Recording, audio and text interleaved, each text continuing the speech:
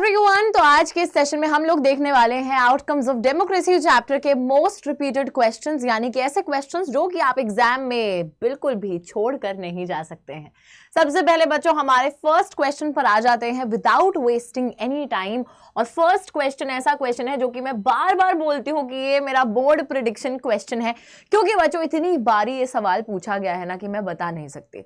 Question देखो ध्यान से, how are democratic governments better than the other forms of government? दूसरे सारे के सारे फॉर्म्स ऑफ गवर्नमेंट से बेहतर डेमोक्रेसी कैसे होती है, ये बात हम कैसे बोल सकते हैं? तो फटाफट से यहां पर मैं बताती हूं इसके पीछे रीजंस क्या हैं।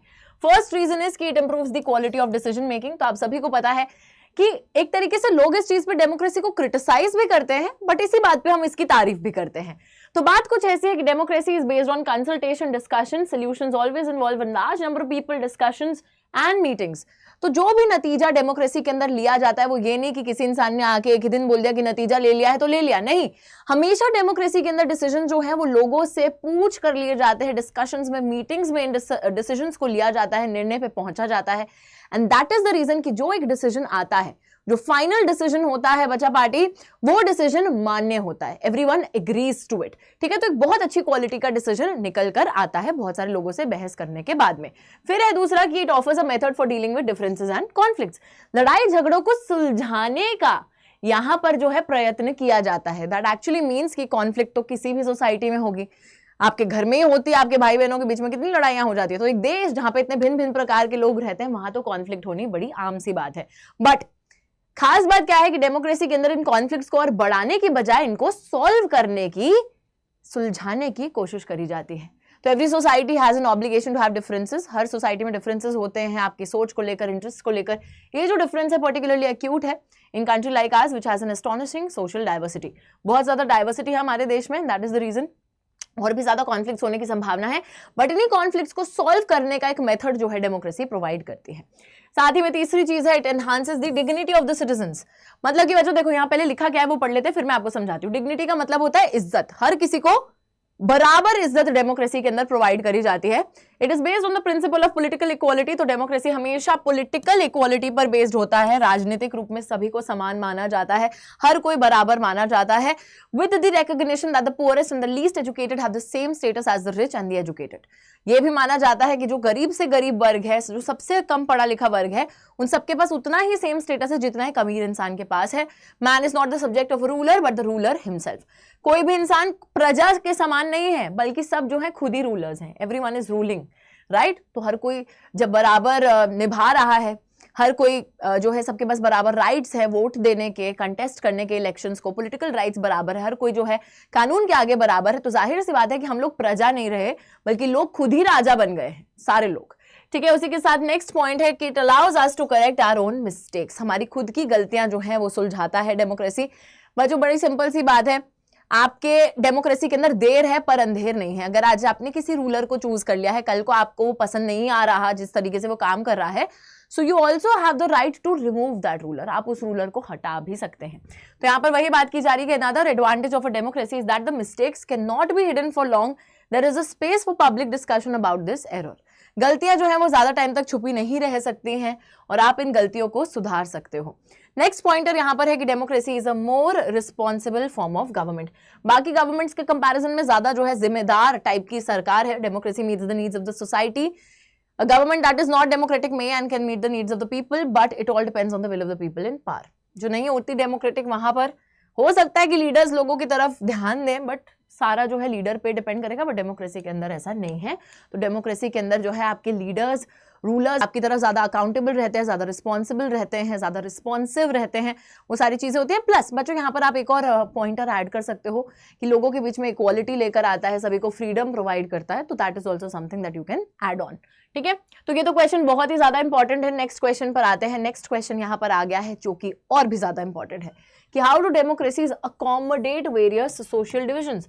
हम सभी को पता है कि सामाजिक तौर पे बहुत सारे डिफरेंसेस, डिविजन्स एग्जिस्ट करते हैं, बट इन सोशल डिविजन्स को सही मायनों में एक डेमोक्रेसी अकोमोडेट कैसे करके रखता है।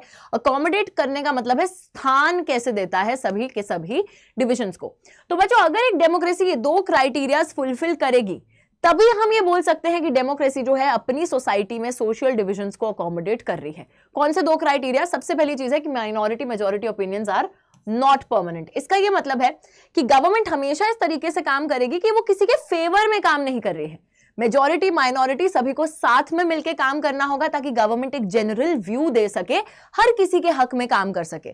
ठीक है, तो it is not simply a rule by the majority opinion and majority minority will have to work together. और सेकंड चीज है कि rule by majority should not become a rule by the majority community.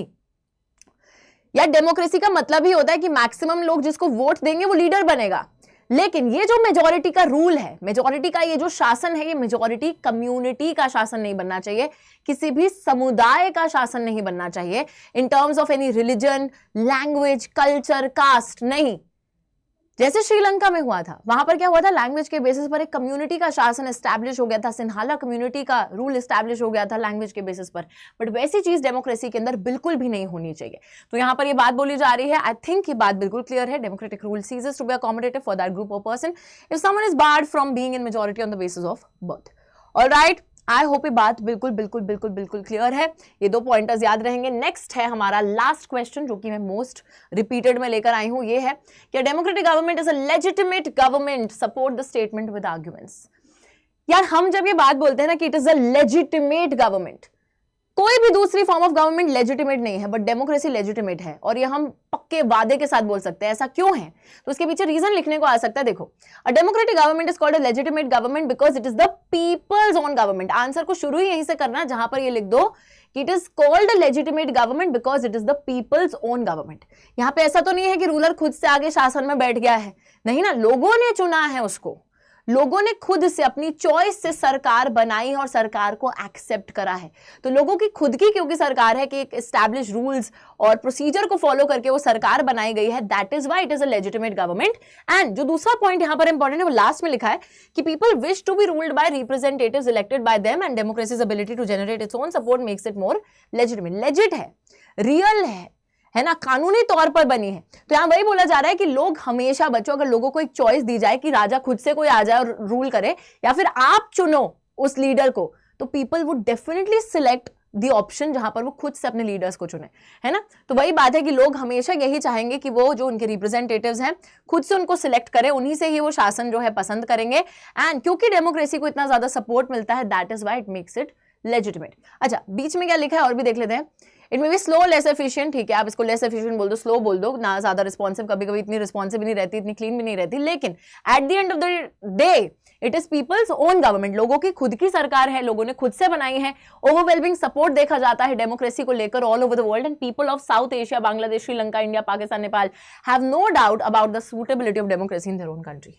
South Asia के अंदर चाहे आप बांग्लादेश की बात करें, श्रीलंका की बात करें, भारत, पाकिस्तान, नेपाल, इन सभी देशों के अंदर काफी ज्यादा एक अट्रैक्शन जो है डेमोक्रेटिक गवर्नमेंट के टुवर्ड्स देखने को मिलता है। ठीक है बच्चों, तो आज जो है हमने इसके भी जो है मोस्ट रिपीटेड क्वेश्चंस देख लिए हैं। मिलते हैं अपने नेक्स्ट सेशन में, तब तक के लिए take care and bye bye.